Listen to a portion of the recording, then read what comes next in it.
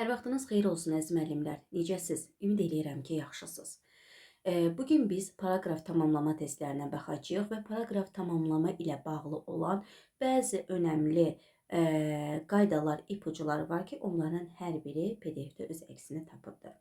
Deməli, paraqraf tamamlamada bəzən bizə uzun cümlələr verir və onları bir-bir bütün variantları oxuyub təhlil etmək bizim üçün vaxt itkisi olur.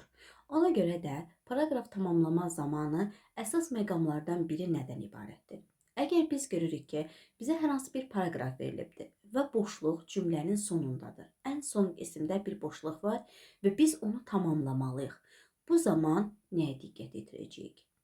Boşluq cümlə sonundadırsa, İlk diqqət edəcəyimiz məqamlardan biri özündən əvvəlki cümləyə baxırıq.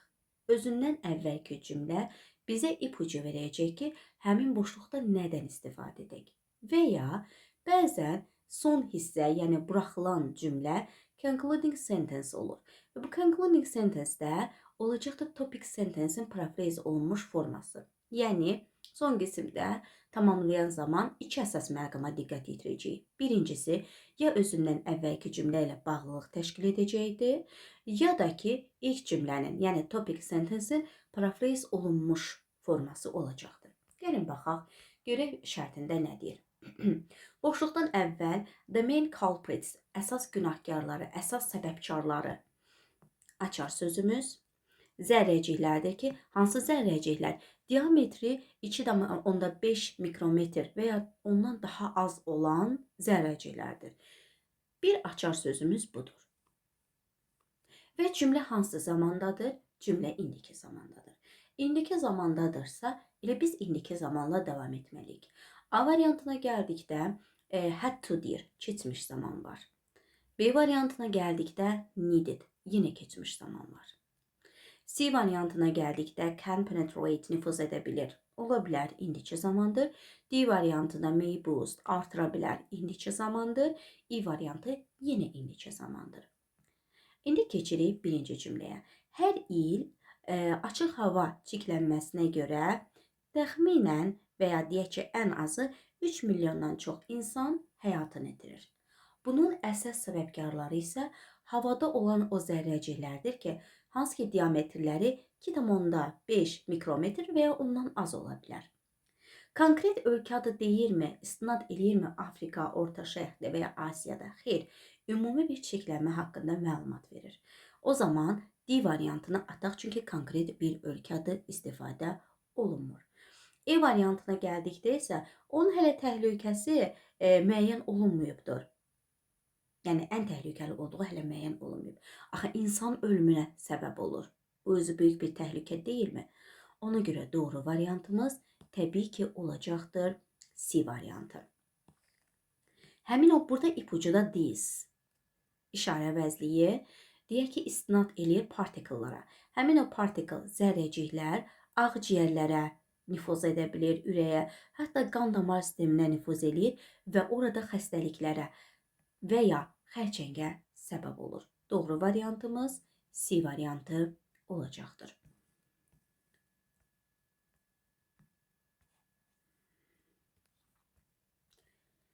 İkinci sualımıza gəldikdə isə baxırıq ki, boşluq cümlənin əvvəlindədir. Deməli, bizə nə lazımdır? Topic sentence lazımdır. Yəni, əsas cümlə. Paraqrafın əsas ideyasını deyən cümlə topic sentencedir və adətən ilk cümlə olur. Biz topic sentence-də hər hansı bir misallar, nümunələr, izahlar gətirə bilmərik və ya detallara girə bilmərik. Ümumi bir məlumat verəcəyik. Baxırıq, boşluq varsa, deməli, boşluqda sonraki hissə bizə ipucu verəcək ki, söhbət nədən gedir. Və burada yenə bir açar məqamımız var. Mütləq istinad edən kəlmələrə diqqət yetirmək lazımdır. While this change has increased, bəzən bu dəyişiklik informasiya əldə etməyi və ya deyək ki, ünsiyyətə çıxışı artırmış olur. Deməli, bu dəyişiklik informasiya əldə etməyi, ünsiyyət qurmağı daha da sürətli bir hala gətirir. Digər tərəfdən isə üzbəyüz, yəni qarşılıqlı ünsiyyəti isə zəiflətmiş, azaltmış olur. Yəni, bir tərəfdə müsbət məqamını qeyd etdiyi təqdirdə, digər tərəfə gəldikdə isə mənfi məqamını qeyd edəcəkdir. Bəli, müsbət tərəfi budur ki, Ünsiyyəti asanlaşdırır, informasiyanı əlçatan eləyir. Mənfi tərəfi odur ki, üzbəyüz ünsiyyəti qarşılıqlı əlaqəni zəiflətmiş olur. Nəticə etibarilə hər hansı bir şəxs və ya şəxslər özlərini təcrid olunmuş hiss eləyirlər. Baxmayaraq ki, daim ünsiyyətdədirlər, amma özlərini təcrid olunmuş hiss eləyirlər. Müsbət, mənfi. İndi gedəcəyik bu hissəyə. Bir müsbət, bir mənfi lazımdır. A variantına gəldikdə, technology has improved communication in many ways. Texnologiya ünsiyyəti yaxşılaşdırır, təkmilləşdirir. Nə dedik? Bir mənfi, bir müsbət olmalıdır. Bu ancaq müsbət cəhətlərindən danışır. B variantına gəldikdə isə, rəqəmsal ünsiyyətin benefits, müsbət tərəfləri vardır və ya drawbacks, mənfi tərəfləri vardır. Nədən? Sosial əlaqələrdə. Cavab budurmu? Bəli. Nədən bildim? Çünki yuxarıda bir tərəfi müsbət, bir tərəfi mənfi vermişdi. Detallara girmədən ümumi şəkildə fikir ifadə edir. Rəqəmsal ünsiyyətin həm mənfi, həm müsbət tərəfləri vardır. Müsbət tərəfi odur ki, ünsiyyəti asanlaşdırır, sürətləndirir, informasiyanı əlçatan edir. Mənfi tərəfi odur ki, qarşılıqlı ünsiyyəti zəiflədir. Nəticə etibarilə də hər bir şəxs özünü cəmiyyətdən təcrid olunmuş hiss edir. Doğrudurmu? Bəli. B variantı bizim doğru variantımız. C variantına gəldikdə, ümumi bir məlumat verir ki, gənclər sosial mediada çox vaxt keçirir. D variantına gəldikdə, üzbəyiz ünsiyyət onlaynla daha çox əhəmiyyətlidir. Bu da ümumi bir məlumatdır. Bizə təbii ki, həm müsbət, həm mənfi tərəflərini əks etdirən bir cümlə var idi. O da B variantında özünü göstərir. Digər testimizə gəldikdə isə, baxırıq ki, boşluq cümlənin ortası, paragrafın ortasındadır və ilk cümlə verilibdir. Biz təbii ki, boşluqdan sonraki hissəyə, ilk öncə boşluqdan sonraki hissəyə baxaq. Nə deyir? For example, misal üçün, son araşdırmalar göstərir ki, gündə ən azı 30 dəqiqə gəzən insanlarda ürək xəstəlikləri riski 20% azalmış olur. Müsbətdirmi? Müsbətdir. Boşluqdan əvvəlkiyə baxıram. Müntəzəm olaraq idman etmək sağlamlıq üçün faydalıdır. Bu da müsbətdir. Boşluqdan əvvəlki cümlə müsbət, boşluqdan sonraki cümlə müsbət. Deməli, mənə nə lazımdır? Müsbət cümlə lazımdır. Mənfi cümləyə keçə bilərəmmi? Əlbəttə ki, mənfi cümlələr də gətirə bilərəm. Amma orada ziddiyyət bağlayıcılar olmalıdır. Though, although, but, yet və s. However, bu kimi ziddiyyət bağlayıcılar olmalıdır ki, müsbətdən mənfiyə keçid ala bilim. Yox, iki müsbətin arasında artıq mütləq və müsbətdən davam etməliyəm. Baxıram ki, variantlarda zaten ziddiyyət bağlayıcıları yoxdur. Deməli, cümlələr müsbət olmalıdır. A variantına gəldikdə idman sıxıcı ola bilər, çətin ola bilər və s. mənfi bir şeydir. Ataq getsin. B variantına gəldikdə fiziki fəaliyyət həm bədən, həm də əqli sağlamlıq üçün müxtəlif müsbət tərəfləri vardır. Müsbət cümlədirmi? Bəli, bunu saxlayıram. C variantına gəldikdə bəzi insanlar komanda team sports, yəni komanda ilə oynamağı üstün tutur, digərləri fərdi oyunları. Ümumi olaraq biz məlumat veririk. Yəni insanların hansı idman növünə maraq göstərdiyini demirik. Sadəcə olaraq deyirik ki, idman insan sağlamlığı üçün faydalıdır. Gün ərzində 30 dəqiqə gəzmək ürək xəstəliklərini 20% azaltmış olur. Həmçinin idman etmək əhval-ruhiyyəni yaxşılaşdırır, enerjini artırır və s. Kim hansı idman növündən xoşlayır deyə belə xüsusi hallara keçirik. D variantına gəldikdə, idman mərkəzləri bu günlərdə məşhurluq daha da məşhur olmağa başlayır, populyarlaşır və s. Biz idmanın faydalarından danışırıq, idman mərkəzlərindən yox. Və ya onun növlərindən də danışmırıq. Gəzmək, üzmək idmanın geniş yayılmış növləridir, bilinən bir növlərdir, xeyr. İdmanın faydalarından danışırıq. O zaman doğru variantımız nə olacaqdır? Təbii ki, B variantı olacaqdır. Niyə? Müntəzəm olaraq idman etmək sağlamlıq üçün faydalıdır. Fiziki fəaliyyət həm bədən, həm də əqli sağlamlığa müsbət təsir göstərir. Bir sıra müsbət təsirləri vardır.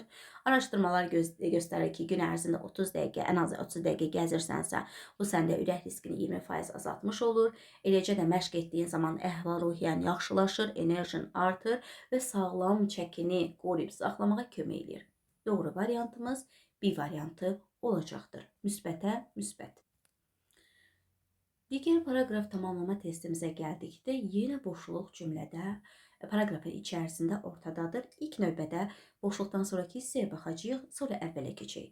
Boşluqdan sonra da nə deyir? In study bir araşdırmada, deməli bir araşdırmaya əsasən rahat şəkildə oynayanda, yəni rahat şəkildə hərəkət edib oynayırsansa, bu sənin əhval-ruhiyyəni yüksəldir. Yəni bir araşdırma göstərir ki, sən rahat şəkildə oynayırsansa, sərbəst şəkildə, axıcı şəkildə hərəkət edirsənsə, sənin əhval-ruhiyyən yaxşılaşmış olur. Ancaq whereas var, ziddiyyət var.